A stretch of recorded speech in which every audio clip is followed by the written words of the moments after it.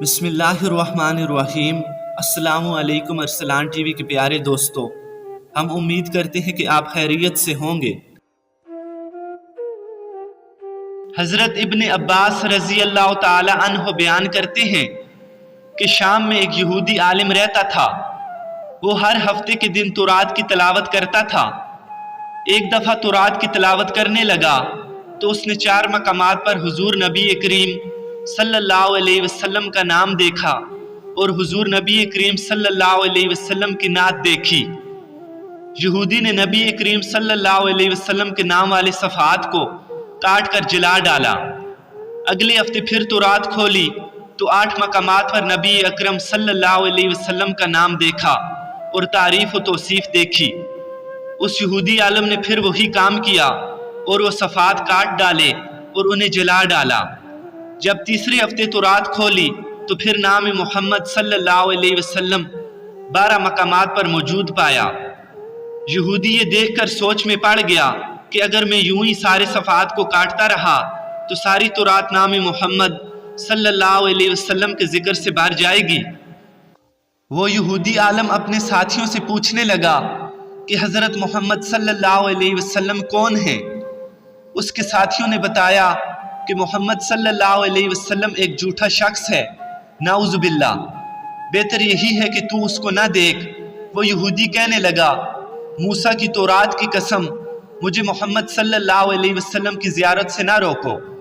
ساتھیوں نے اجازت دی۔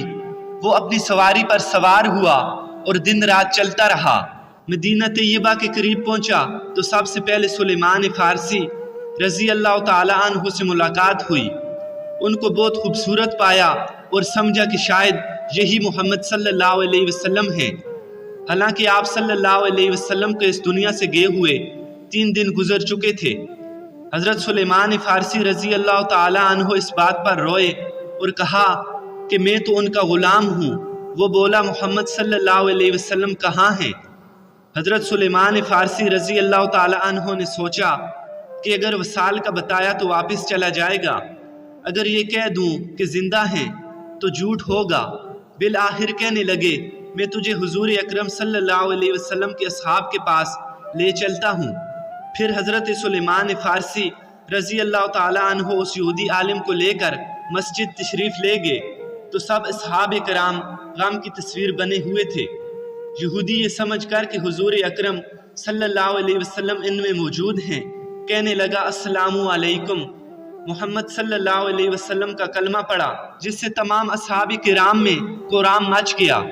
اصحاب کرام اس سے پوچھنے لگے، آپ کون ہیں؟ شاید کوئی اجنبی ہے۔ تجھے معلوم نہیں کہ آپ صلی اللہ علیہ وسلم کا وصال 3 روز پہلے ہو چکا ہے؟ یہ سن کر وہ یہودی چیخنے لگا اور کہنے لگا، ہائے میرا غم، ہائے میرا سفر بیکار گیا، اے کاش مجھے میری ماں نہ جنتی، اے کاش میں تورات کا عالم نہ ہوتا، اے کاش میں حضور اکرم صلی اللہ علیہ وسلم کی تعریف نہ پڑھتا، اے کاش مجھے حضور اکرم صلی اللہ علیہ وسلم کی زیارت نصیب ہو جاتی۔ پھر کہنے لگا، کیا یہاں پر حضور اکرم صلی اللہ علیہ وسلم کے بھائی حضرت علی علیہ السلام موجود ہیں جو مجھے حضور اکرم صلی اللہ علیہ وسلم کی سیرت اور صورت کا بتائیں؟ حضرت علی علیہ السلام آگے بڑھے اور فرمایا، میرا نام علی ہے۔ پھر حضرت علی علیہ السلام نے اس یہودی عالم کو حضور اکرم صلی اللہ علیہ وسلم کا حلیہ بتانا شروع کیا کہ آپ صلی اللہ علیہ وسلم درمیانے قد کے تھے، نہ زیادہ لمبے اور نہ زیادہ چھوٹے، سر مبارک گول تھا اور پیشانی چوڑی تھی، پلکیں دراز تھیں۔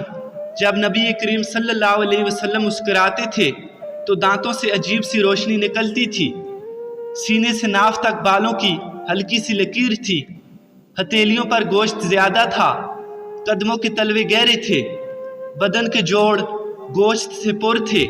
آپ صلی اللہ علیہ وسلم کے دونوں شانوں کے درمیان مور نبوت تھی۔ یہودی کہنے لگا، اے علی، تو نے جو کچھ بتایا ہے صحیح بتایا ہے۔ تورات میں آپ صلی اللہ علیہ وسلم کی تعریف و توصیف بالکل اسی طرح لکھی ہوئی ہے۔ اگر ہو سکے تو مجھے حضور اکرم صلی اللہ علیہ وسلم کا کپڑا لا دیں تاکہ میں اسے سونگھ سکوں۔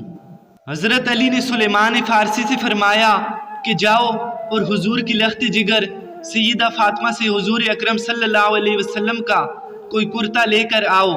حضرت سلیمان فارسی رضی اللہ تعالیٰ عنہ سیدہ فاطمہ کے دروازے پر گئے اور آواز دے کر کہنے لگے، اے فخر دو عالم کی شہزادی، حضرت علی نے حضور اکرم صلی اللہ علیہ وسلم کا کوئی کرتا مانگا ہے۔ حضرت سیدہ فاطمہ بولی، میرے بابا کا کرتا کون پہنے گا؟ تو حضرت سلیمان فارسی رضی اللہ تعالیٰ عنہ نے سارا ماجرا بیان کیا۔ پھر سیدہ فاطمہ نے ایک کرتا حضرت سلیمان فارسی کے حوالے کیا۔ حضرت سلیمان فارسی وہ کرتا لے کر سیدھے حضرت علی کے پاس پہنچے۔ حضرت علی نے کرتا مبارک سونگا اور اس یہودی کو تھما دیا۔ جیسے یہودی نے کرتے کی خوشبو سونگی تو کہنے لگا، واہ، ایسی خوشبو میں نے آج تک نہیں سونگی۔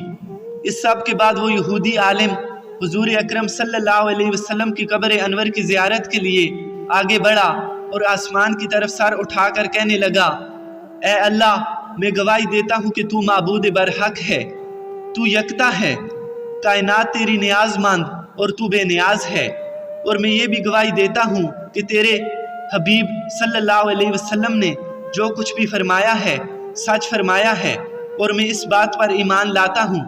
اے اللہ، اگر میرا سلام تیری بارگاہ میں قبول ہے تو میرے رب میری روح کو قبض کر لے اور مجھے موت دے دے۔ یہ کہہ کر وہ گر پڑا اور وہیں پر موت کو گلے لگا لیا۔ حضرت علی نے اس نو مسلم کو غسل دیا اور جنت البقیع میں دفن کر دیا۔